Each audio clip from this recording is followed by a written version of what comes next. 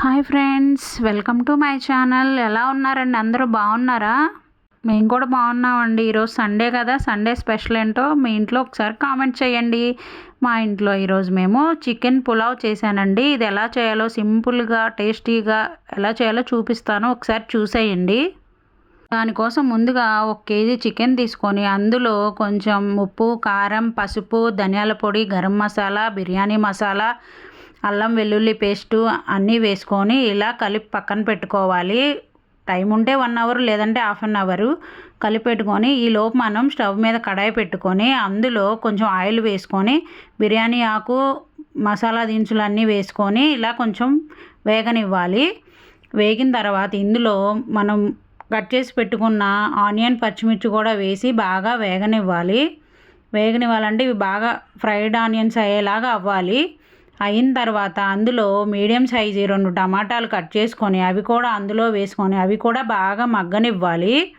అవి మగ్గిన తర్వాత అందులో మనం ముందుగా కలిపి పెట్టుకున్న చికెన్ కూడా వేసి ఒకసారి బాగా కలుపుకొని మూత పెట్టుకొని 2 నిమిషాలు బాగా ఉడకనివ్వాలి. ఉడకడం అంటే ఆయిల్ బాగా పైకి తేలుతుంది. అప్పటి వరకు ఉడికిన తర్వాత చికెను 80% వరకు బాగా ఉడకాలి. అలా ఉడికించుకొని ఒకసారి చూసుకోవాలి గెంటితో. అలాగా చూసుకున్న తర్వాత ఉప్పు, కారం మనం వేసినవి సరిపోయినాయి లేదో చూసుకొని ఒకసారి చాలకపోతే వేసుకోండి. నాకు ఇక్కడ సాల్ట్ కొంచెం తక్కువైంది, వేసుకున్నాను. అలా చూసుకొని మీరు కూడా వేసుకోండి. వేసుకున్న తర్వాత 1 గ్లాస్ రైస్కి 2 గ్లాసులు వాటర్ చొప్పున పోసుకొని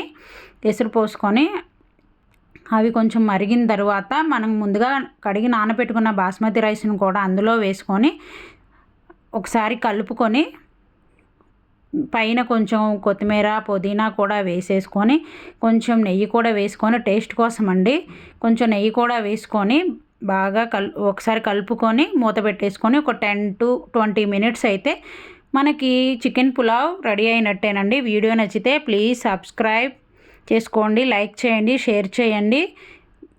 మీ ఇంట్లో స్పెషల్ ఏంటో ఈరోజు కామెంట్ చేయడం మాత్రం